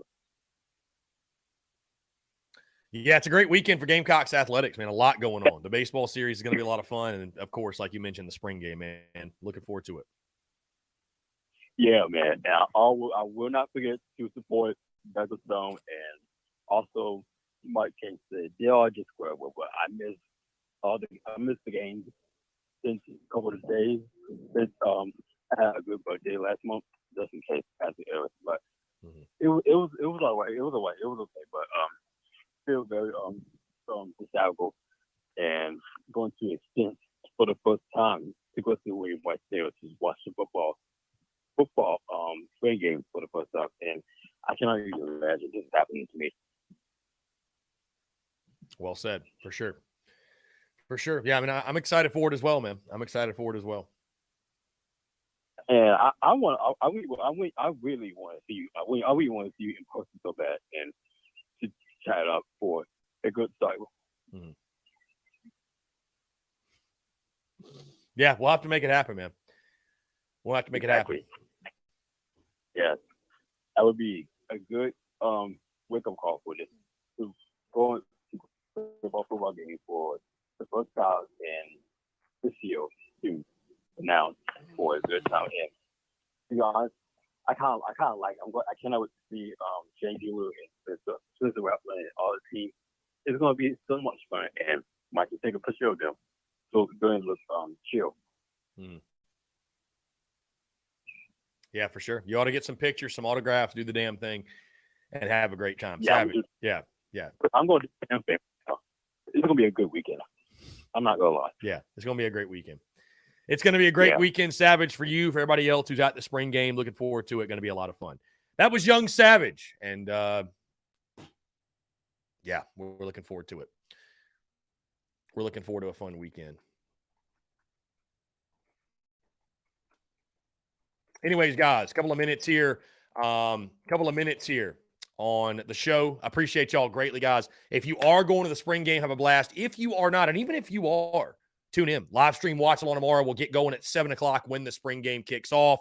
Going to be streaming live on Facebook, YouTube, Twitter, and Twitch. Also, of course, the podcast dropped this morning. Be sure you go check out the podcast. Episode 775, a full breakdown of the baseball series this weekend, as well as the Garnet and Black spring game. And guys, again, let me just say thank you all so much for the continued love and support on the merchandise side of the business, social media, the live show, the podcast, and everything in between, man. We feel the love at every turn. The TSUS spring tour, we're in the back half, obviously, now, but it's been a massive success. It continues to be a massive success, and it's all thanks to you guys, again, showing your love, your support, coming on out. I mean, I'm just, like I said, man, I'm genuinely happy, living life, just flourishing, thriving, abundance. It's a blessing. It's a blessing. And again, it's all because of you guys. Again, I'm looking forward to a fantastic weekend. It's going to be a lot of fun. And yeah, outside of that, man, I would just say, again, enjoy the spring game. Try not to take it too seriously. Don't draw any conclusions. Vanilla ice cream, just bring a spoon. That's it. Hey, it's vanilla ice cream. Just bring a spoon. That's all Dowell Loggins wants you to do. Just bring a spoon and enjoy. That's it.